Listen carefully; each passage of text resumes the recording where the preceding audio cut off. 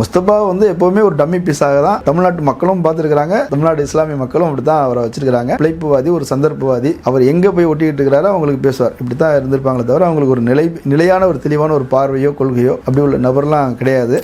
Beast படம் வந்தபோது விஜயை வந்து கடுமையாக அவர் விமர்சிக்கிறார். அவருக்கு 6 அறிவு இருக்குதா, பகுத்தறிவு இருக்குதா நான் கேட்கலாமா, அவரை பற்றின பர்சனலாக படம் எடுத்தால் அவர் ஒத்துப்பாரா, அவரை தாக்கி படம் எடுத்த ஒத்துப்பாராங்கிற ரேஞ்சுக்கு அவர் அடித்து பேசுகிறார். டிவிக்கு கட்சி ஆரம்பித்த உடனே கூட்டணி போனார். அப்புறம் கட்சியிலே போய் ஐக்கியமாயிட்டார். என்ன அப்படின்னா திமுக மீதான ஒரு வெறுப்பை உருவாக்கணும். இப்போ தலித்துகள்கிட்ட இருந்து திமுக தனிமைப்படுத்துவதற்கு ஒரு வேலை செஞ்சுருக்கிறாங்க. கவனம் ஈர்ப்பதற்காக, இதன் மீது ஒரு வெறுப்பை உருவாக்குவதற்காக அவருக்கு ஒரு ப்ராஜெக்ட் கொடுத்துருக்குறாங்க. அதை செஞ்சு கொடுங்க, உங்களை எம்எல்ஏ ஆகிற விஜய் அதுக்காக செஞ்சு கொடுங்கிற மாதிரி அவர் செய்கிறாரோ அப்படி தான் தோணுது. இன்றைக்கி முஸ்லீம்களுக்கு எதிராக வெறுப்பை உருவாக்கிட்டு இருக்கிறாங்க.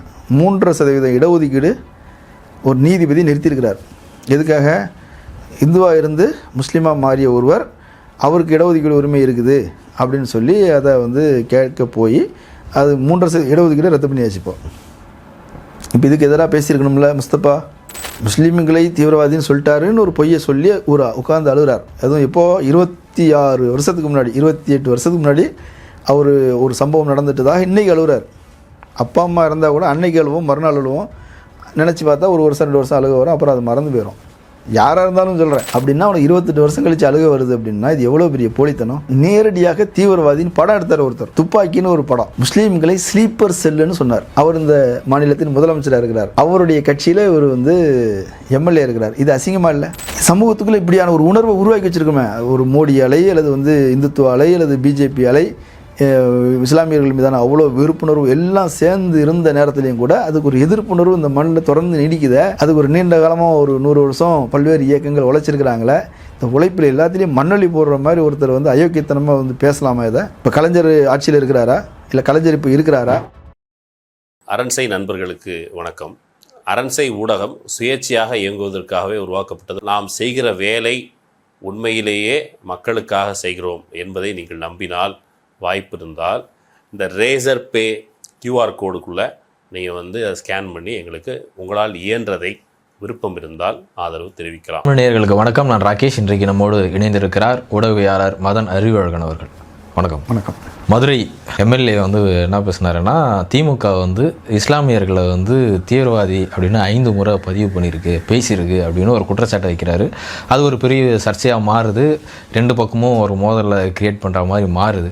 திடீர்னு இப்போது இந்த விஷயத்தை பேச வேண்டிய அவசியம்னா திமுக வந்து இஸ்லாமியர்களுக்கு எதிரானவர்கள் அப்படின்ற ஒரு தோற்றத்தை உருவாக்க முயற்சி பண்ணுறதுக்கான காரணம்? டிவிக்கே எப்போவுமே அவங்களுக்கு ஒரு நெகட்டிவான ஒரு விஷயம் வருது அப்படின்னா திசை திருப்புறதுக்கு ஒரு வேலையை செய்வாங்க.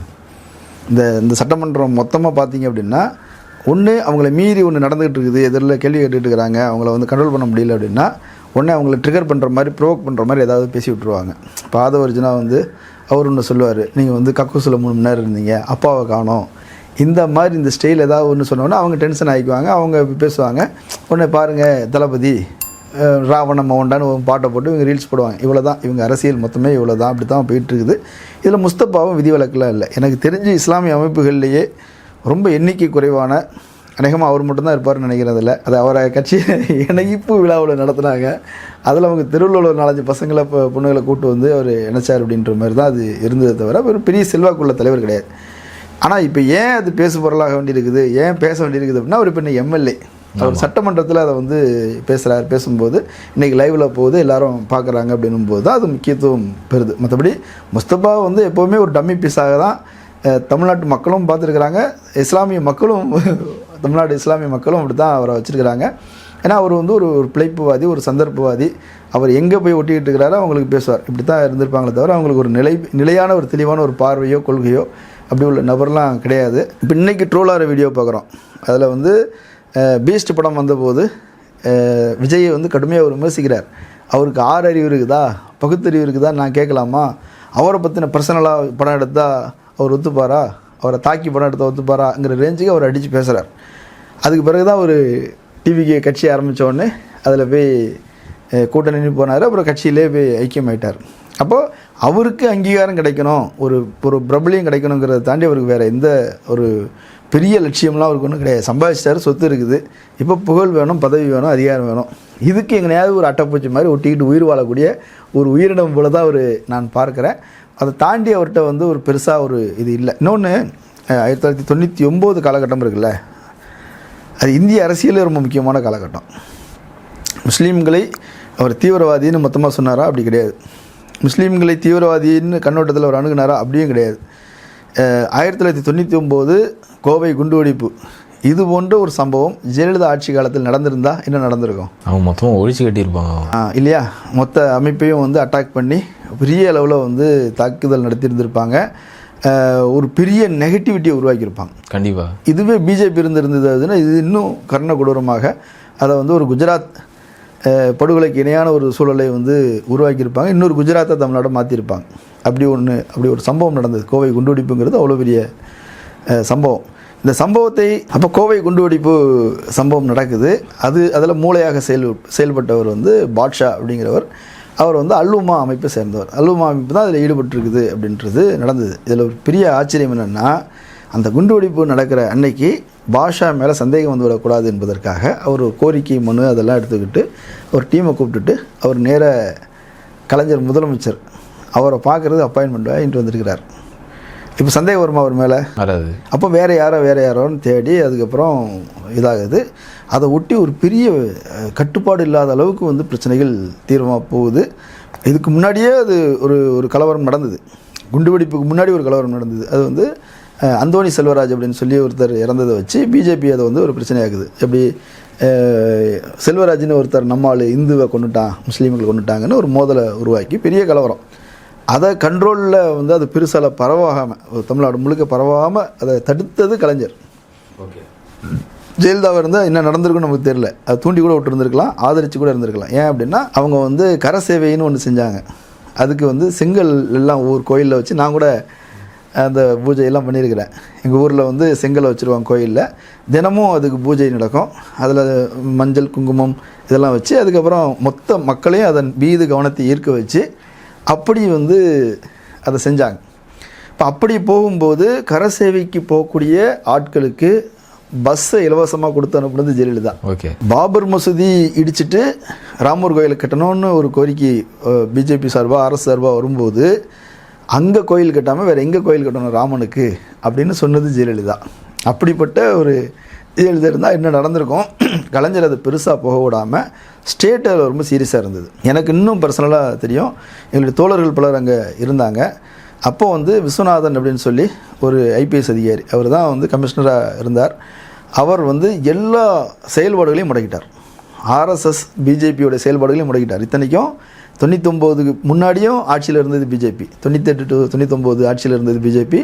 99 குண்டுவெடிப்பு வச்சே இந்தியா முழுக்க ஜெயிச்சு அவங்களை அதிகாரத்துக்கு கொண்டு வந்தது தான் இவங்க செஞ்ச வேலை, அல்லுமா செஞ்ச வேலை. அதிகாரத்துக்கு வந்துட்டாங்க. அதன் பிறகும் அவங்கள செயல்பட விடலை. அதுக்கு பிறகு ஆர்எஸ்எஸ் ஊழியர்கள் எல்லாருமே கோவையை இடத்த காலி பண்ணிவிட்டு திருப்பூரில் வேலை செய்ய போனாங்க. இது எனக்கு யார் சொன்னது அப்படின்னா, நான் அங்குள்ள ஆர்எஸ்எஸ்காரர்கள் ஊழியர்கள்ட்டே நான் கேட்டுக்கிறேன். அதே காலகட்டத்தில் கைது செய்யப்பட்ட ஆர்எஸ்எஸ்காரர்களை வெளியே விடலை. ஓகே. ராகுல்னு ஒருத்தர் வந்து ரொம்ப வருஷமாக உள்ள சாகா நடத்திக்கிட்டு அங்கேயே இருந்தார். அவர் ஆர்எஸ்எஸ் ஊழியர். ரொம்ப வருஷமாக, ரொம்ப லேட்டாக கூட எனக்கு தெரியும், வெளியே விடலை. அதே நேரத்தில் அதில் சம்மந்தப்பட்ட இஸ்லாமிய கைதிகள் அவங்களையும் வெளியே விடலை. ஸோ எல்லாத்தையும் அப்படியே நிறுத்திட்டாங்க. மொத்தமாக அது வந்து அதுக்கு மேலே தடுக்கிறாங்க. தடுக்கிறாங்க. இப்போ அப்படி ஒரு சிக்கலான காலகட்டம். அதன் காரணமாக கலைஞர் மீது, திமுக மீது இஸ்லாமியர்களுக்கு பெரும் கோபமே வந்தது. அதையும் அவர் தாங்கிக்கிட்டார். அதுக்கு பதிலே சொல்லலை. ஒரு எதிராக நம்ம ஒன்று பேசி தனிமைப்படுத்திடக்கூடாதுங்கிற அக்கறையும் பொறுப்புணர்வும் கலைஞருக்கு இருந்தது. அவங்க ஆட்சியில் இருக்கிறாங்க. அப்போ அப்படிப்பட்ட ஒருத்தரை பற்றி நம்ம பேசுகிறோம் அப்படின்னா எவ்வளோ வன்மம் இருந்தால் ஒருத்தர் பேசுவார். அவங்க இத்தனை வருஷம் கழித்து பேச வேண்டிய அவசியம். அப்போ என்ன அப்படின்னா, இவருடைய வேலை, இவர் முஸ்தபாங்கிற ஒரு நபர் ஒருத்தரை ஏன் இங்கே கூட்டு வந்தாங்க? முஸ்லீம்களை உள்ளே கூட்டு வரணும், இதுதான். அந்த வேலையை அவர் செஞ்சாரா? அவர் செய்யலை. அவரால் வரல. விஜய்க்காக கொஞ்சம் ஓட்டு இளைஞர்கள் மத்தியில், இளம் பெண்கள் மத்தியில் ஒரு ஓட்டு விழுந்திருக்கும் போது அது எல்லா சமூகத்திலையும் விழுந்தது போல் அங்கே விழுந்திருக்குமே தவிர மற்றபடி பெரிய அளவுலலாம் போகலை. அப்போ இங்கே என்ன பிரச்சனை அப்படின்னா, இங்கே இஸ்லாமியர்களோ கிறிஸ்தவர்களோ சிறுபான்மை மக்களோ பெருமளவு திமுக ஆதரவாளர்களாக இருக்கிறாங்க. அது சொல்லுவாங்க, அடிக்கடி சொல்லுவாங்க, 18% ஓட்டு மொத்தமாக அப்படி அங்கே இருக்குதுன்னு சொல்லுவாங்க. அந்த மாதிரி ஒரு பேஸ் வந்து இங்கே இருக்குது. இப்போ இதை காலி பண்ணுறதுக்கு ஒரு வேலை செய்யணும். இப்போ விஜய் கிறிஸ்தவர் அப்படின்ற ஒரு பிராண்டை வச்சு கிறிஸ்தவர்கள் ஓட்டை ஓரளவு கொண்டு வந்தாச்சு. இஸ்லாமியர்கள் ஓட்டு இன்னும் அப்படி இல்லை. இன்றைக்கி இளைஞர்களாக இருக்கிறவங்க இளம்பெண்களாக இருக்கிறவங்க போட்டிருந்தாலும் கூட கொஞ்சம் சிந்திக்க ஆரம்பித்த பிறகு, சமூக போக்குகளை புரிஞ்சிக்க ஆரம்பித்த பிறகு, வாழ்க்கை பற்றி தெரிஞ்ச பிறகு, அரசியல் பற்றி புரிஞ்ச பிறகு அவங்களும் மாறுவாங்க. ஸோ இப்போ என்ன அப்படின்னா, திமுக மீதான ஒரு வெறுப்பை உருவாக்கணும். இப்போ தலித்துகள்கிட்ட இருந்து திமுக தனிமைப்படுத்துவதற்கு ஒரு வேலை செஞ்சுருக்கிறாங்க. அதுக்கு ஒரு 5 வருஷம் ஒரு பெரிய உழைப்பு, ஒரு பெரிய டீம் இருந்து வேலை செஞ்சாங்க. இன்றைக்கி அவங்கெல்லாம் இப்போ என்ன பண்ணிகிட்டு இருக்கிறாங்கிறத நம்ம பார்க்குறோம். ஆணவ கொலை நடக்கும்போது என்ன பேசுனாங்க, ஒவ்வொரு விஷயத்துலையும் எப்படி பேசுனாங்க, வேங்கவேல் விஷயத்தை எவ்வளோ பெருசாகினாங்கிறதையும் பார்த்தோம். அதுபோல் பல சம்பவங்கள் நடக்குது. அரசு பள்ளிகளில் நீங்கள் மலம் கலந்துருக்கிறாங்கங்கிற செய்தி பார்க்குறோம். அதுமாதிரி டேங்கில் மலம் கலந்துருக்கிறாங்க, பேசுகிறதுக்கு ஆள் இல்லை. எல்லா ஆக்டிவிஸ்ட்டும் திடீர்னு வேற்றுக்கிறதுக்கு போயிட்டாங்க, தலைமுறை ஆயிட்டாங்க. அப்படி ஒரு வேலையை செய்வதற்கான ஒரு அஜெண்டாவாக ஒரு செய்கிறார். இப்படி தான் நான் பார்க்குறேன். கவனம் ஈர்ப்பதற்காக, இதன் மீது ஒரு வெறுப்பை உருவாக்குவதற்காக அவருக்கு ஒரு ப்ராஜெக்ட் கொடுத்துருக்குறாங்க. அதை செஞ்சு கொடுங்க, உங்களை எம்எல்ஏ ஆகிற விஜய் அதுக்காக செஞ்சு கொடுங்கங்கிற மாதிரி அவர் செய்கிறாரோ அப்படி தான் தோணுது. ஏன் அப்படின்னா, இவருக்கும் புரியது இல்லாதவரெலாம் இல்லை. இஸ்லாமியர்களுக்கு எதிராக எதையுமே செய்யாத கலைஞர் மீது இவ்வளோ வன்மம். கலைஞர் திமுக இஸ்லாமியர்களுக்கு நட்பு சக்தியாக இருந்தது. நான் ஒரு சம்பவம் சொல்கிறேன். பெரியார் நடத்தின ஒரு கூட்டம். அந்த கூட்டத்தில் முஸ்லீம் லீக்குடைய தலைவர் காயிதே மில்லத் அவர்கள், அவரும் வந்து பேசுகிறது அப்படின்றதுக்கான ஒரு கூட்டம், ஒரு பெரிய கூட்டம். இஸ்லாமியர்கள் நிறைய பேர் வந்திருக்கிறாங்க. பெரியாருக்கு முன்னாடி இப்போ தீக்கா நடத்துகிற கூட்டம் அப்படின்னா கடைசியாக தானே பெரியார் பேசுவார். அப்போ அதுக்கு முன்னாடி காயிதே மில்லத் அவர்கள் பேசுகிறார். நல்லா அருமையாக பேசுவார். நல்ல தமிழ் உணர்வாளர், நல்ல அரசியல் புரிதல் உள்ளவர், அகில இந்திய முஸ்லீம் லீக்குடைய தலைவராக இருந்தவர். நல்ல அருமையாக அவர் பேசுகிறார். அவர் பேசி முடித்தவுடனே இஸ்லாமியர்கள்லாம் போயிட்டாங்க. அண்ணாவும் அங்கே இருக்கிறார். அவருக்கு வந்து அதிர்ச்சி ஆகுது. ஒரு மிக முக்கியமான ஒரு தலைப்பை வச்சு நம்ம பேசுகிறோம். இதில் பெரியாரும் ஒரு பெரிய தலைவர் தான். ஆனால் முஸ்லீம்கள் வந்து அப்படி பெரியார் பேசுகிறத கேட்கணுன்னு நினைக்காம, முஸ்லீம்னா எல்லாரையும் நான் சொல்லலை, அவர் கூட வந்தவங்க அவங்க கட்சிக்காரங்களாக கூட அது இருக்கலாம், அவர் மீது பற்று கொண்டவர்களாக கூட இருக்கலாம், வந்துட்டு அப்படி போயிடுறாங்க. அப்போது இவர் திமுக ஆரம்பிக்கும்போது இவருக்கு இருந்த ஒரு பெரிய இது என்ன அப்படின்னா, இந்த நேரத்தில் வந்து கடவுள் மறுப்பு, மத எதிர்ப்பு அப்படின்றத முன் வச்சு நம்ம அரசியல் செய்வதா, அல்லது சமூக நீதியை முன்வைத்து அரசியல் செய்வதா. பெரியார்கிட்ட இருந்து நம்ம எல்லாத்தையும் எடுத்துகிட்டு வந்தோம் அப்படின்னா அது ஒரு இயக்கமாக இருக்க முடியுமே தவிர ஒரு அரசியல் கட்சியாக, வெகுஜன கட்சியாக வர முடியாது. ஒன்றே குலம் ஒருவனே தேவன் அப்படின்றத வந்து அவர் முன் வச்சதுக்கான மிக முக்கியமான காரணமே இந்த சம்பவத்தை ஒரு நேரில் பார்த்தது தான். இஸ்லாமியர்களுக்கு திருப்திப்படுத்தணுங்கிறது இல்லை, இப்படி ஒரு மனநிலை, வெகுஜன மனநிலை ஒன்று இருக்குது. நம்ம படித்த அறிவார்ந்த ஒரு பிரிவை ஈர்த்திருக்கிறோம், மொத்த மக்களையும் ஈர்க்கணும் அப்படின்னா இப்படி செய்ய முடியாது, மக்களை அதிகாரப்படுத்தணும், சமூகத்தை மாற்றணும் அப்படின்னா இன்னும் கொஞ்சம் இறங்கி போகணும் அப்படின்னு அவர் புரிஞ்சுக்கிறார். ஸோ திமுகங்கிற இயக்கம் உருவாகும் போதே ஒன்றே குலம் ஒருவனே தேவன் அப்படின்னு ஏற்றுக்கிட்டு வருது. பெரியாருக்கு இஸ்லாமியர்கள் மீது ரொம்ப மரியாதையும் நட்பும் உண்டு, இது எல்லாருக்கும் தெரியும். அண்ணாவுக்கும் அப்படி தான் உண்டு. அண்ணா வந்து முதலாக முதலமைச்சராக அந்த தேர்தலில் முஸ்லீம் லீக் கூட்டணியில் இருந்தது. இன்னும் சொல்கிறேன், 1962 அந்த தேர்தலில் திமுக, முஸ்லீம் லீக், ராஜாஜி இவெல்லாம் சேர்ந்து ஒரு கூட்டணி அமைக்கிறதுக்கான ஒரு முயற்சிகள் நடக்குது. அதை கண்டித்து பெரியார் ஒரு கட்டுரை எழுதுகிறார். இது பெரிய அநீதி, காமராஜருக்கு எதிராக பெரிய சதி நடக்குது, வந்து முஸ்லீம்கள் நீங்கள் வந்து அப்படின்னு கடுமையாக பேசுகிறார். அதில் தான் வந்து அந்த பச்சை தமிழன், பச்சை தமிழன் காமராஜ் மட்டும் இல்லை, அவர் வந்து நம்மிலும் கீழானவர்கள்னு ஒருத்தர் சொல்கிறார்ல, அது திமுகவை சொல்கிறார். ஏன்னா அவங்க திமுக, முஸ்லீம் லீக்கு இவங்கெல்லாம் சேர்ந்துக்கிட்டு நீ தமிழ்நாட்டுக்கு எதிராக நீங்கள் வேலை செய்வீங்களா அப்படின்னு கடுமையாக பேசுகிறார். பெரியார் கூட அந்த மாதிரி காமராஜர் ஆதரவுங்கிற ஒரு நிலைப்பாட்டில் இருந்து கடுமையாக பேசுகிறார். அவருக்கு எதிராக யாருனாலும் எதிரி தான்ங்கிற மாதிரி அவர் பேசுகிறார். ஆனால் திமுக அப்படி இல்லை, திமுக முஸ்லீம் லீக் கூட சேர்ந்து தான் நிற்கிது. அதில் அது நடக்காமல் போயிடுச்சு. அது ஒரு பெரிய ஐக்கிய முன்னணி, ஒரு கூட்டணி அப்படின்னு உருவாக்குறதுக்கான முயற்சிகள் நடக்கலை. ஆனால் 1967 அது நடந்துடுது. முஸ்லீம் லீக் அதிலிருந்து இப்போது 2026 தேர்தல் வரைக்கும் தமிழ்நாடு முஸ்லீம் லீக் நம்ம திமுகவோட தான் இருந்தது. அப்போது ஒரு முஸ்லீம்களை பெரிய அளவில் பிரதிநிதிப்படுத்தக்கூடிய ஒரு கட்சி, ஒரு இயக்கம். இவங்க வந்து இப்போ கலைஞர் வந்து அப்படி தீவிரவாதின்னு சொல்லியிருந்தா ஒதுங்கி போயிருப்பாங்களா? வாய்ப்பில்லை, இல்லை. ஸோ அப்போது முஸ்லீம் சமூகத்தில் சிலர் தவறு செஞ்சுட்டாங்க. அதுக்கு காரணம் என்ன? அது பிஜேபி, ஆர்எஸ்எஸ்ங்கிற ஒரு இயக்கம் மதவெறியை தொடர்ந்து உருவாக்கி இந்துக்களுக்கும் முஸ்லீம்களுக்குமான பகையை உருவாக்கிக்கிட்டே இருந்ததில் ஒரு விளைவு. அது ஒரு வினைக்கு அது எதிர்வினை. நம்ம அவங்கள நியாயப்படுத்தலை. அவங்க அந்த சம்பவங்கள் அப்படிங்கிறது, குண்டுவைப்பு சம்பவங்களும் நியாயப்படுத்தலை. அதில் இளைஞர்கள் தவறாக வழி நடத்தப்பட்டுருக்கிறாங்க. சிலர், ரொம்ப பேர்லாம் இல்லை, ஒரு 4-5 பேரை செலக்ட் பண்ணி அவங்க அந்த வேலையை செஞ்சுருந்துருக்கிறாங்க. அதுக்கு தண்டனைக்குரியது தான், அது தண்டிக்கப்பட்டாங்க. அப்போது ஒரு நபர் ஒரு ஊரில் வந்து தவறு செய்கிறார் அப்படின்னா அந்த நபர் தான் குற்றவாளி, அந்த ஊர் மக்களெல்லாம் குற்றவாளி இல்லை, அந்த சமுதாயம் மொத்தமும் குற்றவாளி இல்லை, அந்த சாதி மொத்தமும் குற்றவாளி இல்லை. அதில் யார் தவறு செய்தாலும் குற்றவாளிகளை அவங்க தண்டித்தாங்க. இதே மாதிரி கலவரத்தில் ஈடுபட்ட ஆர்எஸ்எஸ்காரர்கள், பிஜேபிக்காரர்கள் அவங்களும் கைது செய்யப்பட்டாங்க. அது ஒரு பிரச்சனை, அது ஒரு மோதலை ஒரு பெரிய அளவில் வளரவிடாமல் தடுத்தாங்களே தவிர, இப்போ இவங்க வந்து தீவிரவாதின்னு சொல்லிட்டாரு. அப்போ இதுக்கு ஒரு நோக்கம் இருக்குது, இதுக்கு ஒரு கெட்ட நோக்கம் இருக்குது. இவங்க முஸ்லீம் இந்த விவாதம் அதிகரிச்சதுன்னா யாருக்கு பலன் அளிக்கும்? பிஜேபி தான் பலன் அளிக்கும். இப்போ இன்றைக்கி பிஜேபி பலமிழந்து போய் கிடக்குது. பெரிய அளவில் வந்து அவருடைய ஆதரவாளர்களே நம்பிக்கை இழந்து போய் கிடக்குறாங்க. சத்தத்தையே காணும்.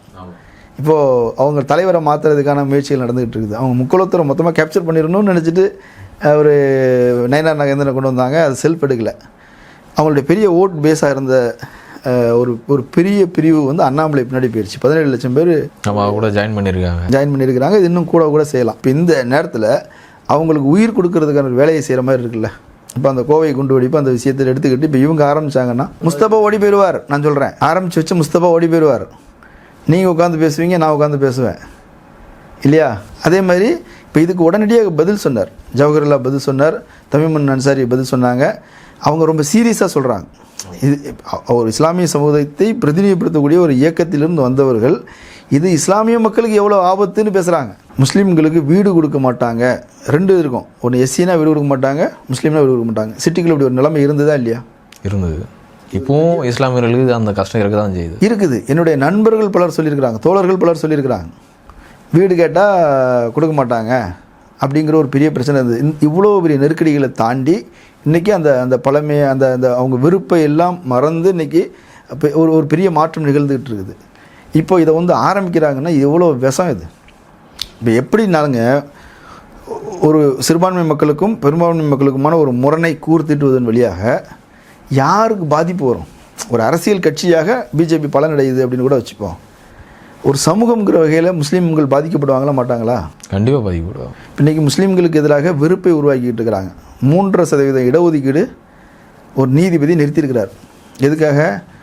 இந்துவாக இருந்து முஸ்லீமாக மாறிய ஒருவர், அவருக்கு இடஒதுக்கீடு உரிமை இருக்குது அப்படின்னு சொல்லி அதை வந்து கேட்க போய் அது 3% இடஒதுக்கீடு ரத்து பண்ணி வச்சுப்போம். இப்போ இதுக்கு எதிராக பேசியிருக்கணும்ல முஸ்தபா. முஸ்லீம்களை தீவிரவாதின்னு சொல்லிட்டாருன்னு ஒரு பொய்யை சொல்லி உட்கார்ந்து அழுகிறார். அதுவும் இப்போது 26 வருஷத்துக்கு முன்னாடி, 28 வருஷத்துக்கு முன்னாடி அவர் ஒரு சம்பவம் நடந்துட்டதாக இன்றைக்கி அழுகிறார். அப்பா அம்மா இருந்தால் கூட அன்னைக்கு அழுவோம், மறுநாள் அழுவோம். நினச்சி பார்த்தா 1 வருஷம் 2 வருஷம் அழுக வரும், அப்புறம் அது மறந்து போயிடும். யாராக இருந்தாலும் சொல்கிறேன். அப்படின்னா அவனுக்கு 28 வருஷம் கழித்து அழுக வருது அப்படின்னா இது எவ்வளோ பெரிய போலித்தனம். சரி, அப்படி வந்து முஸ்லீம்களை தீவிரவாதின்னு சொல்லிட்டாரு அப்படின்னு சொன்னால் நேரடியாக தீவிரவாதின்னு படம் எடுத்தார் ஒருத்தர். துப்பாக்கின்னு ஒரு படம். முஸ்லீம்களை ஸ்லீப்பர் செல்லுன்னு சொன்னார். பாகிஸ்தான் தீவிரவாதிகளுக்கு அடியாட்களாக இருக்கிறாங்க, உளவாளிகளாக இருக்கிறாங்க. பாகிஸ்தானில் வந்து உள்ள தீவிரவாதிகள் சொல்கிறத கேட்டுக்கிட்டு இந்தியாவில் குண்டு வைக்கிறார்கள்னு ஒருத்தர் படம் எடுத்து அதை 100 நாள் ஓட்டி பெரிய அளவில் கல்லா கட்டியிருக்கிறார். அவர் இந்த மாநிலத்தின் முதலமைச்சராக இருக்கிறார். அவருடைய கட்சியில் இவர் வந்து எம்எல்ஏ இருக்கிறார். இது அசிங்கமாக இல்லை? ஆனால் அவரே பேசியிருக்காரு, அறிவு இல்லாத விஜயனும் பேசியிருக்காரு. அறிவு இல்லை, பகுத்தறிவு இல்லை, உன்னை பற்றி நான் எடுக்கட்டுமா அப்படிலாம் பேசியிருக்கிறாருல்ல. சரி, இப்போ கூட உனக்கு அதுக்கு அழுக வரலையான்னு கேட்குறேன். உனக்கு அழுக வரணும்னா அதுதானே அழுக வரணும். இப்போ கலைஞர் சொன்னாரா சொல்லலையான்னு நிறைய பேருக்கு தெரியாது. அவர் சொல்லலை, அது பொய். அவர் சில தவறான நடவடிக்கையில் ஈடுபடுகிறவர்கள் பற்றின விஷயம் வரும்போது அவர்கள் அதை பற்றி சொல்லியிருந்துருக்கலாம், நம்ம தெரில. இப்போ வரைக்கும் ஆதாரம் இல்லை. ஆனால் ஒருத்தர் பெரிய படமாக எடுத்துருக்கிறாருல்ல, 3 மணி நேரம் ஓடி இருக்குது, 100 நாளுக்கு மேலே ஓடி இருக்குது. 100 நாள் 125 நாள் நினைக்கிறாரு. பெரிய ஹிட் படம் அது. பெரிய அவருடைய சம்பளத்தை வந்து பெரிய அளவில் உயர்த்தி கொடுத்த படம் அது. அப்படி ஒரு படம் மொத்த சமூகத்துக்குள்ளேயும் ஒரு பெரிய வன்மத்தை உருவாக்கிய ஒரு படம்ல அது. ஸ்லீப்பர் செல்லுன்னு இன்றைக்கி சாதாரண எல்லோரும் பேசுகிறாங்கல்ல. ஏடிஎம்கேவுக்காரங்க சொல்கிறாரு, டிடிவி தினகரன் சொல்கிறாரு, என்னுடைய ஸ்லீப்பர் செல்கள் அங்கே இருக்கிறாங்க அப்படின்றாரு. சொல்கிறாங்களா இல்லையா? பிஜேபியோட ஸ்லீப்பர் செல் இவர், டிஎம்கேயோட ஸ்லீப்பர் செல் இவர், இப்படின்னு சொல்கிறாங்களா இல்லையா? இப்போ அந்த மாதிரி அந்த அளவுக்கு வந்து ஒரு பெரிய அளவில் வந்து அதை ரீச் பண்ணது அவர் தானே. அவரை தானே நீங்கள் முதலமைச்சராக்கிறதுக்கு நீங்கள் வேலை செஞ்சீங்க. அங்கே நின்றுக்கிட்ட பேசுகிறது யோக்கியதை இருக்குதா முதல்ல? சரி, அப்போ செஞ்சுட்டாரு. செஞ்ச உடனே ஒரு பெரிய பிரச்சனை வருது. இஸ்லாமியர்கள் சமூகத்திலேருந்து அப்படிங்க முஸ்தமா எங்கே போனார்னு தெரில. இந்த இஸ்லாமிய மக்கள் அதை எதிர்ப்பு தெரிவித்து பெரிய போராட்டம்லாம் நடக்குது. அப்போ எஸ்ஏ சந்திரசேகர் ஒன்று சொன்னார், அது தப்பு தான், மன்னிச்சிருங்க. இதுக்கு பிராயசித்தம் தேடுவது போல் என் பையன் ஒரு படத்தில் முஸ்லீமாக நடித்து என்ன அதுக்கு பிராயசித்தம் நல்லவனாக நடித்து பிராயசித்தம் தேடுவார் அப்படிலாம் சொன்னார். அதுக்கப்புறம் அவர் பிராயசித்தம் தேடவே இல்லை. ஆனால் அதுக்கு பிறகு ஒரு படம் நடித்தார், பீஸ்ட்டு. அதுலேயும் மீண்டும் முஸ்லீம்கள் தீவிரவாதி, பாகிஸ்தானில் இருந்து இங்கே வந்து தீவிரவாதத்தில் ஈடுபடுறாங்க அப்படின்னு தானே படம் எடுத்தார். இப்போ இதை பார்க்கும்போது சாமானிய இளைஞர்களுக்கு, புரிதல் இல்லாதவர்களுக்கு, பாமர மக்களுக்கு என்ன தோணும்? இஸ்லாமியர்கள்னாலே தவறானவர்கள் அப்படின்ற தோட்டத்தை உருவாக்கிறோம். இப்போ எனக்கு ஒன்றும் இல்லை, நான் ட்ரெயினில் அன்ரிசர்வில் போயிட்டுருக்குறோம். யாருன்னு தெரியாது. அன்ரிசர்வில் போகும்போது யாருன்னு தெரியாது. நம்ம பாட்டில் உட்காந்து ஏறி உட்காந்துருப்போம், ஒரு பேக்கை போட்டுட்டு ஏறி உட்காந்துருப்போம். அந்த மாதிரி அங்கங்கேருந்து வந்திருப்பாங்க. அந்த மாதிரி ஒரு 4-5 பசங்க வந்து உட்காந்துருக்குறாங்க. ஒரு ஸ்டாப்பில் வந்து முஸ்லீம்கள் கொஞ்சம் பேர் ஏறுறாங்க, ஏறி உட்காந்துருக்குறாங்க, பேக்குகள்லாம் வச்சுருக்குறாங்க. அதில் ஒருத்தன் சொல்கிறான், பேக்குகள்லாம் வச்சுருக்கானுங்க, குண்டு போய் போனுங்களோ அப்படிங்கிறான். அவன் சாதாரண காலேஜுக்கு போகிற பசங்க ஜாலியாக அதை பேசுகிறாங்க. ரொம்ப இயல்பாக மனசுக்குள்ளே ஒரு விஷத்தை ஏற்றப்பட்டிருக்கிற ஒரு சமூகத்துக்குள்ளே இருந்துக்கிட்டு இப்போ இங்கே திராவிட இயக்கம், திமுக, அதிமுக கூட நம்ம ஒரு சேர்த்துக்கலாம். அப்படி தொடர்ந்து இருந்த ஒரு இடத்துல தான் இங்கே ஒரு பெரிய வன்முறையோ கலவரமோ அந்த ஒரு பாகுபாடோ உருவாகமும் காப்பாற்றி வச்சுருக்கிறோம். தமிழ்நாட்டில் பிஜேபி அதன் அதிகாரத்தின் உச்சத்தில் இருந்த காலகட்டத்தில், மோடி அதன் புகழின் உச்சத்தில் இருந்த ஒரு காலகட்டத்தில் எல்லா மாநிலங்களும் வெற்றி வெற்றி வெற்றின்னு போயிட்டு இருக்கும்போது கூட தமிழ்நாட்டில் செல்பட்டுக்கல, முடக்கி வச்சுருந்தோம். அவங்களுக்கு பெரிய கூட்டணி கிடைச்சிது. விஜயகாந்த் 11% விஜயகாந்த் போய் நிற்கிறார், 6% வைகோ போய் நிற்கிறார், 6% பாமக கூட போய் நிற்கிது. தமாக அப்புறம் போய் சேர்ந்துக்குச்சு. அப்போ கிடையாது. இவங்கெல்லாம் சேர்ந்தாலே அது ஒரு பெரிய நம்பர். இதுவே கிட்டத்தட்ட 20%, 22% வந்துடுது. அவங்களுக்கு ஒரு 3-4%, 25. இந்த அலையில் ஒரு 10% ஏறி இருந்ததுன்னா ஆட்சியை பிடிச்சிருக்க முடியும். அப்போ கூட அவங்களுக்கு 2 சீட்டு தான் கிடச்சிது. கன்னியாகுமரி ஒன்று, தருமபுரி ஒன்று. பாமக ஒன்று ஜெயிச்சுது, பிஜேபி ஒன்று ஜெயிச்சுது. கன்னியாகுமரி அவங்களுடைய பேஸு. வேறு எங்கேயும் ஜெயிக்க விடலை. இன்னொன்று நான் சொல்கிறேன், 2024 தேர்தல் அண்ணாமலை பிஜேபியுடைய எம்பி வேட்பாளராக கோயம்புத்தூரில் நிற்கிறார். கோயம்புத்தூர் மாவட்டத்தில் நான் அங்கே போகிற உறவினர்கள் இருக்கிறாங்க, நாங்கள் போயிருக்கிறேன். ஒரு கிராமம், அந்த கிராமம் வந்து மொத்தமாகவே ஏடிஎம்கே கிராமம். அதில் ஏடிஎம்கே தனியாக தான் நிற்கிது, பிஜேபி தனியாக தான் நிற்கிது, டிஎம்கே அவங்க கூட்டணியோடு நிற்கிறாங்க. ஏடிஎம்கே ஆதரவாளர்கள் அவங்க இளைஞர்கள் கூட்டாக சேர்ந்து அந்த கிராமம் முழுக்க பிரச்சாரம் பண்ணுறாங்க. பிஜேபி ரொம்ப செலவு பண்ணுதான், எப்படியா ஜெயிச்சிடணும்னு வேலை செய்யுதான், அதனால் அவங்கள தோற்கடிக்கணும்னு நம்ம ஏடிஎம்கேக்கு போட்டால் அவங்கள தோற்கடிக்க முடியாது, பிஜேபி ஜெயிக்கிறது வாய்ப்பு வந்துடும், அதனால் டிஎம்கேக்கு போடுங்க அப்படின்னு சொல்லி அந்த இளைஞர்கள் சேர்ந்து வேலை செஞ்சாங்க. பெண்கள் எல்லாருமே சேர்ந்து வேலை செஞ்சாங்க. இந்த மாற்றம் எப்படி நடந்தது? சமூகத்துக்குள்ளே இப்படியான ஒரு உணர்வை உருவாக்கி வச்சுருக்கோமே, ஒரு மோடி அலை அல்லது வந்து இந்துத்துவ அலை அல்லது பிஜேபி அலை, இஸ்லாமியர்கள் மீதான அவ்வளோ வெறுப்புணர்வு எல்லாம் சேர்ந்து இருந்த நேரத்துலையும் கூட அதுக்கு ஒரு எதிர்ப்புணர்வு இந்த மண்ணில் தொடர்ந்து நீடிக்குதே. அதுக்கு ஒரு நீண்ட காலமாக ஒரு 100 வருஷம் பல்வேறு இயக்கங்கள் உழைச்சிருக்கிறாங்களே. இந்த உழைப்பில் எல்லாத்துலேயும் மண்ணொலி போடுற மாதிரி ஒருத்தர் வந்து அயோக்கியத்தனமாக வந்து பேசலாமா? இதை இப்போ கலைஞர் ஆட்சியில் இருக்கிறாரா, இல்லை கலைஞர் இப்போ இருக்கிறாரா? திமுக வந்து இது வரைக்கும் இஸ்லாமியர்களுக்கு ஒரு நன்மை செஞ்சது அப்படின்னு சொல்ல முடியாதுன்னு வச்சுக்கலாம். ஏன்னா இதுக்கு முன்னாடி வந்து எடப்பாடி அவர்கள் ஆட்சியில் கூட வந்து பிஜேபி சில சட்டங்களை கொண்டு வந்தது, என்ஆர்சி கொண்டு வந்தது, அப்புறம் சிஏ கொண்டு வந்தது. அப்போல்லாம் அதிமுக அவங்கள ஆதரித்து, பிஜேபி ஆதரிச்சு தான் இது பண்ண இஷ்டம் நிறைவேற்றுவதற்கு கை தூக்கிட்டு போய் ஓட்டு போட்டு வந்தாங்க. போட்டது இல்லாமல் போராட்டம் நடத்துகிறவங்களையும் வந்து ஒடுக்குமுறைக்கு ஆளாக்குச்சு அதிமுக. ஆனால் அதிமுகவை பற்றி ஒரு வார்த்தை அங்கே இல்லை. கூட்டணியில் ஒரு அமைச்சர் இருக்காரு, ஐயூஎம்எல்ல, அவர் ஏற்கனவே திமுக கூட கூட்டணியில் பல ஆண்டுகள் இருந்தவங்க தான். அவங்க கூட எழுந்து இது வரைக்கும் வந்து அப்படி கிடையாது, திமுக அப்படி கிடையாது, இல்லை அதை பேசியிருக்கணும். ஐயூஎம்எல் எந்திரிச்சு பேசியிருக்கணும். அவங்க அப்படி பேசலையா? அதுதானே ஷாஜகான் பேசியிருந்திருக்கணும், அதன் தலைவர்கள் பேசியிருந்திருக்கணும், வெளியே வந்தாது பேசியிருந்திருக்கணும். அப்போ என்ன அப்படின்னா, நீங்கள் முழுக்க சரணடைஞ்சிட்டீங்க. ஒரு பதவி கொடுத்துட்டாங்கங்கிற ஒரே காரணத்துக்காக நீ மக்கள் அடமான வைக்கிறீங்க. அந்த பேச்சை கண்டிக்கணுமா இல்லையா? கண்டிப்பாக கண்டிச்சிருக்கணும். அது என்ன பேச்சு? இப்போ இந்த பேச்சு தேவையா? இப்போது ஒன்றும் இல்லைங்க, ஒரு குடும்பத்துக்குள்ளேங்க 2 குடும்பம் சண்டை போட்டு பிரிஞ்சிருக்கோம். ஒரு 25 வருஷம் 30 வருஷம் முன்னாடி பிரிஞ்சிருப்பாங்க. அதுக்கு பிறகு ஒரு சுமூகமான சூழலில் வந்து சேர்ந்துருக்கிறாங்க. அப்படின்னும் போது இங்கே யாராவது ஒருத்தர் பழைய கதையை ஆரம்பித்தான்னு வைங்களேன், உடனே அங்கே இருக்கிற பெருசுங்க டப்புன்னு வாயாடிச்சு இப்போது அந்த பழைய கதையெல்லாம் எல்லாம் சரியாகி எல்லாம் ஒன்றா வந்து நிற்கிற நேரத்தில் இப்போ இதை பேசலாமா? தப்பே செஞ்சுருந்துருப்பாங்க. அவர் உண்மையை தான் சொல்லுவார், அவர் எது தரப்பு செஞ்சால் உண்மையை தான் சொல்லுவார். ஆனால் அதை பேசாதான்னு சொல்லுவாங்க. அது பேசுகிற இடம் இல்லை, இப்போது அதை பேசக்கூடாது, இனியும் பேசாதான்பாங்க. ஏன்னா இணக்கம் முக்கியம், ஒற்றுமை முக்கியம். இப்போ இதை எடுத்து வச்சு பேசணுன்னா எத்தனை கதைகள் பேசப்படும்? பிஜேபி ஆதரவு ஊடகங்கள் இல்லையா? சோசியல் மீடியா இல்லையா? அவங்களுக்கு யூடியூப் சேனல் இல்லையா? எத்தனை வன்மத்தை நம்ம கடந்த காலத்தில் பார்த்துருக்குறோம். எத்தனை பேர் எவ்வளோ விஷத்தை பரப்பியிருக்கிறாங்கன்னு பார்த்துருக்கோம். அர்ஜுன் சம்பத் எவ்வளோ பேசியிருக்கிறாரு, ராமகோபாலன் ஜி எவ்வளோ பேசியிருக்கிறாரு, அதெல்லாம் நம்ம பார்த்துருக்குறோம்ல. எத்தனை கதைகளை பார்த்துருக்குறோம். இப்போ அதெல்லாத்தையும் முடித்து கொண்டு வந்து சேர்த்துருக்குறாங்க. இன்றைக்கி இருக்கிற பிரச்சனையை பேசணுமா இல்லையா? அதை விட்டுட்டு அதை பற்றி பேசுகிறாரு அப்படின்னா இது ஒரு கெட்ட நோக்கத்தோடு பேசுகிறாரு. இது கண்டிக்கப்பட வேண்டிய பேச்சு. இது திமுக தரப்புலேருந்து கண்டிக்கிறாங்க இல்லை. ரெண்டாவது இஸ்லாமிய அமைப்புகளில் உள்ளவங்க கண்டிக்கணும் கண்டிப்பாக. இன்னும் சொல்ல போனால் முஸ்தபா கட்சியில் இருக்கிறவங்க எல்லாருமே சேர்ந்து இவரை கண்டிக்கணும். விஜய் முதல்ல கண்டிக்கணும் அந்த பேச்சை. இல்லையா, இப்போ முஸ்தபா இருக்கிற கட்சியில் தான் வந்து ராணிப்பேட்டை எம்எல்ஏவும் அந்தம்மாவும் அதே வார்த்தையை தான் பயன்படுத்துகிறாங்க. இது இஸ்லாமிய தீவிரவாதிகள்னு சொன்ன திமுக அப்படின்னு தான் அவங்களும் மென்ஷன் பண்ணுறாங்க. இல்லை அதுதான் அதுக்கு ஒரு நோக்கம் இருக்குதுன்னு சொல்கிறேன். அதை விஜய் பேசியிருக்க வேண்டியது என்ன? அப்போது ஆதாரம் இருக்குது, விஜய் பேச வேண்டியது. ஏன் முஸ்லீம்களை வச்சு பேச வைக்கிறாங்க? அதுதான் சொல்கிறேன். அதுக்கு ஒரு நோக்கம் இருக்குது. இஸ்லாமியர்களுடைய வாக்கு வங்கிங்கிறது இன்னும் அது திமுக ஆதரவு வாக்கு வங்கியாக இருக்குது. அங்கே சில இஸ்லாமிய அமைப்புகள் கூட்டணியில் இருக்கிறாங்க. அவங்ககிட்ட இருந்து இஸ்லாமிய மக்களை தனிமைப்படுத்தணும் அப்படிங்கிறது தான் அவங்களுடைய நோக்கம். எப்போவுமே இந்த டிவிக்கே வந்து ஒரு பாசிட்டிவாக ஒன்று செய்யாது, அவங்களுக்கு செய்யவும் வராது. நெகட்டிவ் பப்ளிசிட்டி மட்டும்தான் அவங்களுக்கு. வெறுப்பு பிரச்சாரம் மட்டும்தான். பிஜேபி என்ன செய்யுமோ, இப்போ காங்கிரஸை விட நாங்கள் சேர்ந்து ஆட்சி தருவோம், எங்களுக்கு ஆட்சி கொடுங்கன்னு அவங்க கேட்டதில்லை.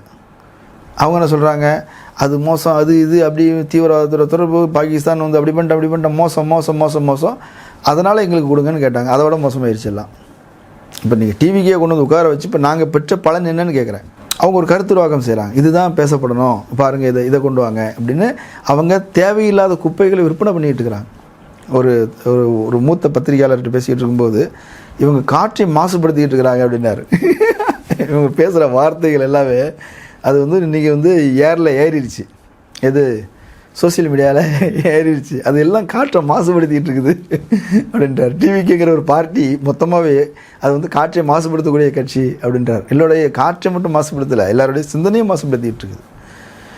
நல்லதுன்னு நீங்கள் என்ன செஞ்சுருக்கிறீங்க? போதை அதிகரிச்சிருக்குது, போதை விற்பனை அதிகரிச்சிருக்குது, போதைப் பொருள் பயன்பாடு அதிகரிச்சிருக்குது, குட்கா கடத்தல் அதிகரிச்சிருக்குது. ஏன்னா இப்போ குட்கா பாஸ்கரை இப்போ நீங்களே கூட வச்சுருக்கிறீங்க. குட்கா பயன்பாடு அதிகரிச்சிருக்குது. எல்லா பக்கமும் மோசம் மோசம் மோசம்னு சொல்கிற மாதிரி தானே இருக்குது. என்ன இருக்குதுன்னு கேட்குறேன். உங்கள்கிட்ட பாசிட்டிவாக என்ன இருக்குது? என்ன செஞ்சுருக்கிறீங்க?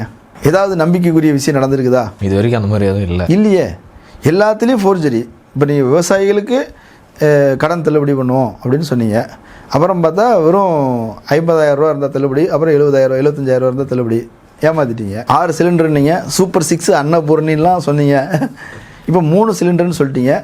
அதுவும் எப்படி 2.5 லட்ச ரூபாய்க்கு கீழே இருந்தா அப்படின்னு சொல்லிட்டீங்க. இப்போ நம்ம எல்லோரும் வருமான சான்றிதழ் எடுத்துகிட்டு போனோம். ஒரு குடும்பத்துக்கு 2.5 லட்சங்கிறது நீங்கள் சாதாரண விஷயம். உண்மையாக சொல்லி அதை கணக்கு காட்டினாங்கன்னா 1% வீட்டுக்கு கூட சிலிண்டர் கொடுக்க முடியாது. எல்லாம் ஃபோர்ஜரி பண்ண போகிறாங்க. வேறு வழி இல்லை. நான் மக்களை குறை சொல்லி பிரயோஜனம் இல்லை. ஃபோர்ஜரி நீங்கள் பண்ணீங்கன்னா அப்புறம் அவங்களும் அப்படி தான் பண்ணுவாங்க. பொய்யான வருமான சான்றிதழ் கொடுத்து வாங்கி ஆகணும். ஸோ மக்களை குற்றம் செய்ய தூண்டுறது நீங்கள் தான். என்ன? ஸோ இப்போ நான் எப்படி பார்த்தாலும் சரி, முதல்ல இதை டிவிக்கே இதை கண்டிச்சிருக்கணும், விஜய் இதை கண்டிச்சிருக்கணும். அதில் மூத்த அமைச்சர்கள் யாரும் இருக்கிற மாதிரி தெரியல. ஒரே ஒருத்தர் இருக்கிறாரு, அவராது கண்டிச்சிருக்கணும். சபாநாயகரும் கண்டிச்சிருக்கணும். இப்போ அதை செய்யலை. இப்போ திமுக தரப்பில் அது என்ன செய்ய போகிறாங்க, என்ன பேச போகிறாங்க, அது பெருசாக இசிவாக்க வேணாம்னு நினைக்கலாம். ஆனால் நம்மை போன்றவர்கள் அது கண்டிச்சே தீரணும். அந்த வகையில் நம்முடைய கண்டனத்தை தெரிவிச்சுக்கிறேன். இவ்வளோ கருத்தை பகிர்ந்தமைக்கு நன்றி. நன்றி.